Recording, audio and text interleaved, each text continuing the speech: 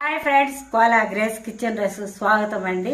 ఈరోజు బచ్చలి కంద కలిపి కూర వండుతానండి, చూపిస్తాను రండి. అన్ని సిద్ధంగా. హాయ్ ఫ్రెండ్స్, కంద బచ్చల ఆకులు కావలసిన పదార్థాలండి. కంద ముక్కలండి, బాగా శుభ్రంగా కడుక్కొని చెక్కుకొని దురద లేకుండా చేతులకి జాగ్రత్తగా పోసి పెట్టినానండి. కంద ముక్కలండి, ఇవి వారానికి ఒకసారి దొరికిద్ది మాకు, కాబట్టి సండే దొరికింది, ఈరోజు చేస్తున్నా. ఇవ్వండి, ఇవి బచ్చల ఆకులు అన్నమాట. బచ్చల కూర ఆకులు అంటారు ఈ ఆకులు. మరి కంద కొంచెము అర స్పూను మరి ఆవాలు మిక్సీకి వేసి దానిలో నీళ్ళు వేసి ఒక చుక్క నూనె వేసి పెట్టినాను చేదు రాకుండా.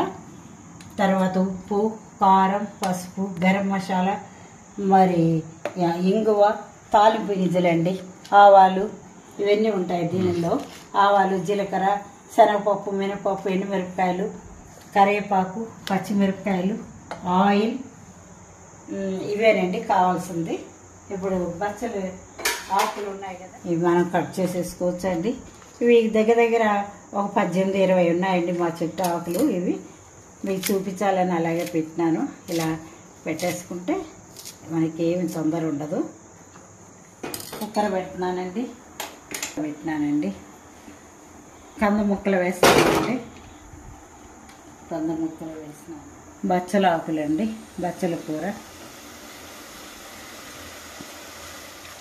ఇవి ఉడకాలండి, మరీ మెత్తగా కాకూడదు, మరీ గట్టిగా కాకూడదు, మీడియంగా ఉడికించుకోవాలి. అది వేసినానండి. లిటిల్ బిట్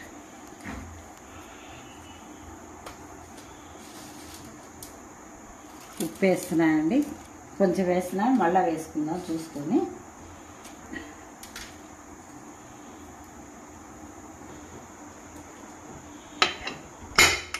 మూడు విజిల్ రావాలండి. విజిల్ పెట్టినాను, అది మంట మీద ఉడుకుతూ ఉంటుంది, కంగారు ఏం లేదు.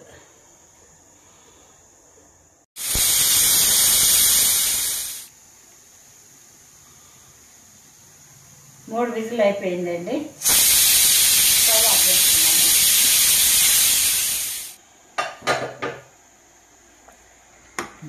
ఈ మాత్రం ఉడికితాయండి, చక్కగా మగ్గిపోతుంది. కంద తాలింపు వేస్తాం. దీనికి వేరుశనక్కాయల నూనె అయితే ఇంకా బాగుంటుందండి. మనం వేరుశనక్కాయల నూనె వేసుకొని తాలింపు వేసుకుంటే రుచి చాలా బాగుంటుంది.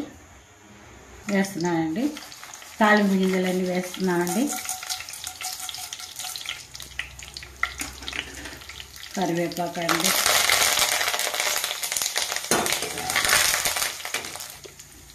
కొంచెం ఇంగు వేస్తామండి.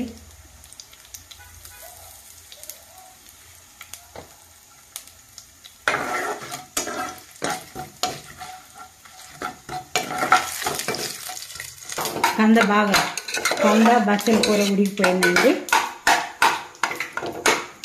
ఇప్పుడు ఇవన్నీ వేసేస్తున్నానండి. మరీ లావు ఉండక్కర్లేదు, మరీ పప్పు మాదిరి కలుపుకోకూడదు, అలా చిన్నగా కనపడతా ఉండాలి కంద ముక్క. మళ్ళీ చూసుకొని వేసుకోవాలి. పసుపు, ఉప్పు, నష్టమేం లేదండి.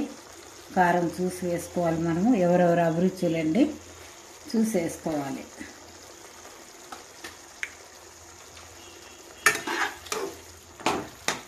ఎవరు అభిరుచులండి, జీడిపప్పు వేసుకునే వాళ్ళు వేసుకుంటారు, మాకేం వద్దు అన్న వాళ్ళు కూడా వేసుకోరు. నీళ్ళు వేస్తున్నానండి.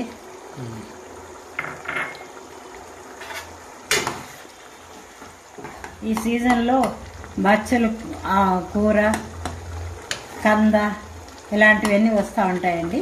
ఈ సీజన్లో బచ్చల కూర, కంద ఇలాంటివి వస్తూ ఉంటాయండి.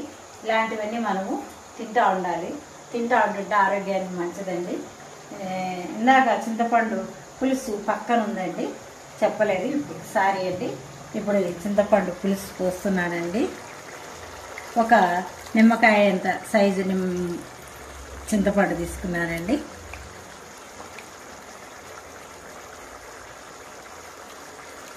వేసుకుంటే కొంచెం క్రంచీగా ఉంటాయి. ఈ మిరపకాయలు కొరుక్కొని కూడా తినొచ్చండి కూరలో.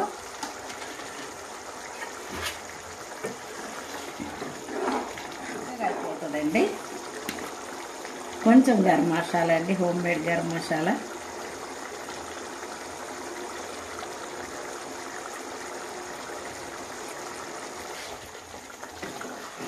మంచి వాసన వస్తుందండి. ఈ మిరపకాయలు మధ్య మధ్యలో కొడుక్కొని తింటా ఉంటుంటే చాలా టేస్ట్గా ఉంటుందండి. చింతపండు పులుసు ఇవన్నీ మాగుతాయి కాబట్టి ఈ బచ్చలి ఆకులను కంద బాగా మాగి ఉంటుంది.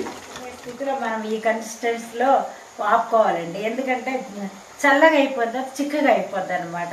మనం చపాతీకి కానీ, రోటీకి కానీ, అన్నానికి కానీ ఇలా వేసుకొని తింటే కొంచెం గ్రేవీగా ఉంటుంది, బాగా పుల్ల పుల్లగా ఆకు మరి కంద ఎంత బాగా రుచిగా ఉంటే బాగుంటుంది తినటానికి. కానీ కొన్ని కొన్ని వ్యాధులకి ఇది చాలా మంచిదన్నమాట. అందరు చేసుకోరు, కానీ చేసుకోవాలి. మనకి సృష్టికర్త ఆ టయాల్లో మనకి ఆకుకూరలు, దుంపకూరలు అన్నీ సృష్టించినాడు కాబట్టి మనం ఇది తింటే ఆరోగ్యానికి మంచిది. అందుకని ఇది ఇప్పుడు స్టవ్ ఆఫ్ చేస్తున్నానండి. కూర రెడీగా అయిపోయింది. చల్లగా అయిన తర్వాత టేస్ట్ చేసి చెప్తారండి. కంద బచ్చలి కూర సర్వింగ్ బౌల్లో సిద్ధంగా ఉందండి. టేస్ట్ చేసి చెప్తాను. కంద బచ్చల ఆకులతో వేసిన కూర అండి, సిద్ధంగా ఉంది. నేను వేడివేడిగా చపాతీ చేసుకున్నానండి. మీరు మాత్రం చేసుకొని తినాలి. నేను ఇప్పుడు టేస్ట్ చేసి చెప్తానండి ఎలా ఉందో.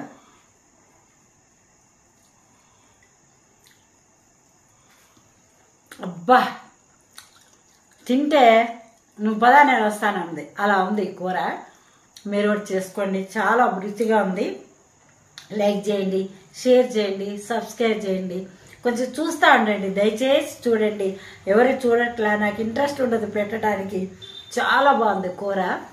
ఇలా చేసుకొని తినండి, మంచిది, ఆరోగ్యంగా ఉంటారు. Thank you very much.